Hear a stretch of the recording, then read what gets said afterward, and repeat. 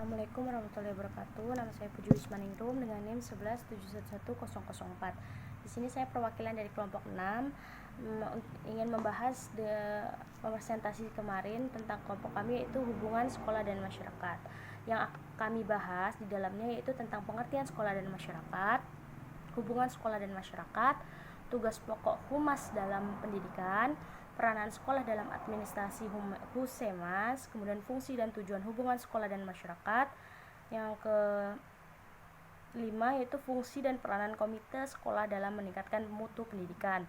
Yang keenam, teknik-teknik humas dalam pendidikan. Baik, yang pertama yang kami bahas itu pengertian sekolah dan masyarakat. Yang pertama, sekolah. Sekolah adalah bangunan atau lembaga untuk belajar dan mengajar serta tempat menerima dan memberi pembelajaran. Sedangkan masyarakat merupakan konsep yang mengacu kepada semua individu, kelompok, lembaga, atau organisasi yang berada di luar sekolah sebagai lembaga pendidikan. Baik, yang kedua yaitu hubungan sekolah dan masyarakat. Hubungan sekolah dengan masyarakat merupakan suatu proses komunikasi antara sekolah dan masyarakat untuk meningkatkan pengertian masyarakat tentang kebutuhan secara serta kegiatan pendidikan dengan mendorong minat dan kerjasama untuk masyarakat dalam meningkatkan dan pengembangan sekolah. Kemudian hubungan antara sekolah dan masyarakat pada hakikatnya adalah suatu sarana yang mencakup mempunyai peranan yang menentukan dalam rangka usaha mengadakan pembinaan, pertumbuhan dan pengembangan murid-murid di sekolah. Selanjutnya yaitu tugas pokok humas dalam pendidikan. Ya, diantaranya di sini ada beberapa. Yang pertama itu melakukan program terencana dan berkesinambungan sebagai bagian dari manajemen organisasi. Kemudian yang kedua, menangani hubungan antara organisasi dan public stakeholder. Kemudian yang ketiga, memonitor kesadaran, opini, sikap, perilaku di dalam dan di luar organisasi. Kemudian menganalisis dampak dari kebijakan, prosedur, dan aksi terhadap public stakeholder. Kemudian mengidentifikasi kebijakan, prosedur, dan tindakan yang bertentangan dengan kepentingan publik dan kelangsungan hidup organisasi. Yang keenam, memberi sarana kepada manajemen dalam bentuk kebijakan baru seperti prosedur baru, kemudian tindakan baru yang sama-sama bermanfaat bagi organisasi dan publik. Yang ketujuh, membangun dan mempertahankan komunikasi dua arah antara organisasi dan publiknya. Kemudian yang kedelapan, menciptakan perubahan yang terukur. Kemudian yang kesembilan, menghasilkan hubungan yang baru dan atau tetap antara organisasi dan publiknya. Di sini yang keempat itu peranan sekolah dalam administrasi Husemas. Di sini peran yang pertama yaitu yang kuncinya itu adalah guru. Di mana kegiatan Husemas ini memiliki beberapa kegiatan, diantaranya membantu sekolah dalam melaksanakan teknik-teknik Husemas, meskipun kepala sekolah merupakan adalah orang yang kunci dalam pengelolaan Husemas. Yang kedua, membuat dirinya lebih baik lagi dalam bermasyarakat. Di sini guru adalah tokoh milik masyarakat. Kemudian yang ketiga, dalam melaksanakan semua itu guru harus melakukan kode etiknya. Kemudian yang selanjutnya itu ada yang kelima, fungsi dan tujuan hubungan sekolah dan masyarakat. Fungsi pokok dari keduanya adalah menarik simpati masyarakat, dua publik, sehingga dapat meningkatkan relasi serta animo masyarakat terhadap sekolah tersebut. Kemudian di sini memiliki beberapa tujuan, diantaranya meningkatkan popularitas sekolah di mata masyarakat sehingga prestasi sekolah dapat meningkat pula. Yang B, memajukan kualitas pembelajaran dan pertumbuhan anak. Yang C, memperkokoh tujuan serta meningkatkan kualitas hidup dan kehidupan masyarakat. Yang kelima, maaf yang sebelumnya, keempat, menggairahkan masyarakat untuk menjalin hubungan dengan sekolah. Kemudian selanjutnya, fungsi dan peran komite sekolah dalam meningkatkan mutu pendidikan. Komite sekolah merupakan suatu badan atau lembaga non-profit dan non-politis dibentuk berdasarkan musyawarah yang demokratis oleh para stakeholder pendidikan pada tingkat satuan pendidikan sebagai presentasi dari berbagai unsur yang bertanggung jawab terhadap peningkatan kualitas proses dan hasil pendidikan. Nama komite sekolah merupakan nama genetik, artinya nama ini dibentuk sesuai dengan kondisi dan kebutuhan masing-masing suatu pendidikan, seperti komite sekolah, majelis madrasah, komite TK, atau nama lainnya yang seperti yang disepakati.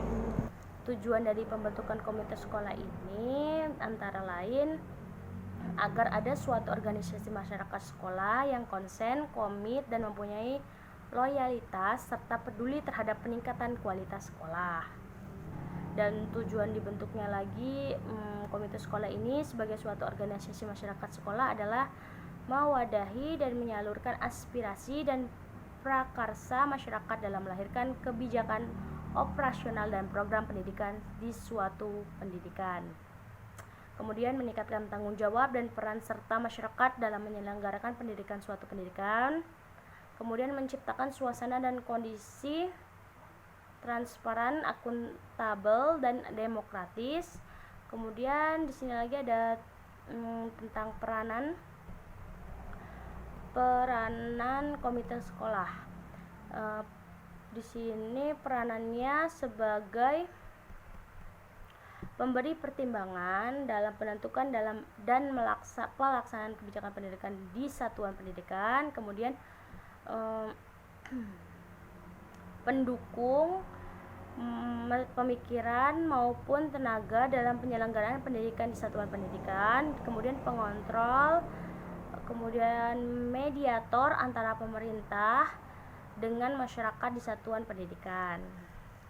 Kemudian fungsi dari komite sekolah itu sendiri itu mendorong tumbuhnya perhatian dan komitmen masyarakat terhadap penyelenggaraan pendidikan yang bermutu, kemudian melakukan kerjasama dengan masyarakat, kemudian yang selanjutnya menampung dan menganalisis aspirasi, ide, tuntutan, dan berbagai kebutuhan pendidikan yang diajukan oleh masyarakat.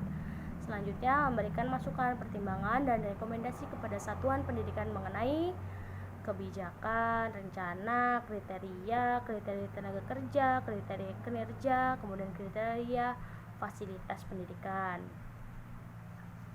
Kemudian pembahasan yang terakhir dari kelompok kami yaitu tentang teknik-teknik humas dalam pendidikan. Yang pertama itu teknik tertulis.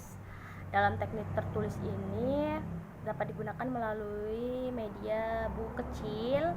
Pada permulaan tahun ajaran buku kecil, pada permulaan ini isinya dijelaskan tentang tata tertib, syarat-syarat masuk sekolah, kemudian hari-hari libur, hari-hari efektif.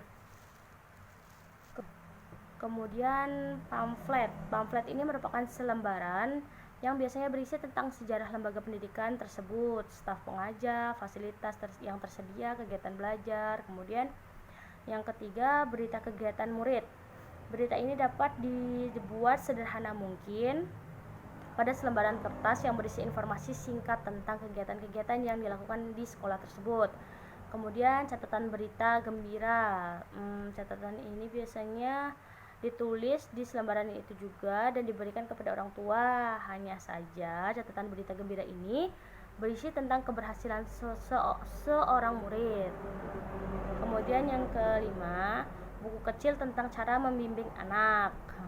Kemudian ini isinya lebih ke berisi tentang cara membimbing anak yang efektif. Kemudian buku tersebut diberikan kepada orang tua. Jika tadi ada teknik tertulis, sekarang ada juga teknik lisan. Teknik lisan ini biasanya kunjungan rumah. Kunjungan rumah ini biasa dilakukan oleh guru pihak sekolah mengunjungi wali murid di rumah kayak gitu. Kemudian panggilan orang tua ini biasanya pihak sekolah sesekali juga memanggil orang tua murid untuk datang ke sekolah, diberikan penjelasan tentang perkembangan pendidikan. Kemudian pertemuan ini biasa kita lakukan, biasa kita datangi juga, mungkin kita juga pernah mengalaminya juga, dipanggil ke sekolah untuk rapat dan biasanya untuk perubahan komite kayak gitu. Kemudian teknik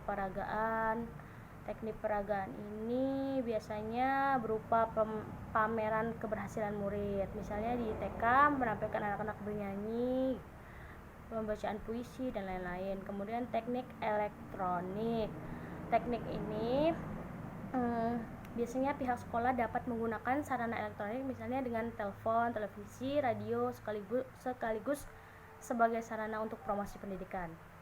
Kemudian siaran radio sebagai sarana penyebaran informasi juga. Kemudian siaran televisi ya tadi, siaran dan kalender stiker yang berisi pesan-pesan singkat promosi tentang sekolah dan poster-poster yang menarik. Kemudian media poster. Kemudian bahkan dapat diberikan langsung ke rumah-rumah sasaran atau wali murid. Mungkin hanya sekian yang dapat saya sampaikan dari pembahasan materi kelompok kami. Kurang dan lebihnya saya mohon maaf. Wabillahi taufiq wal hidayah. Wassalamualaikum warahmatullahi wabarakatuh.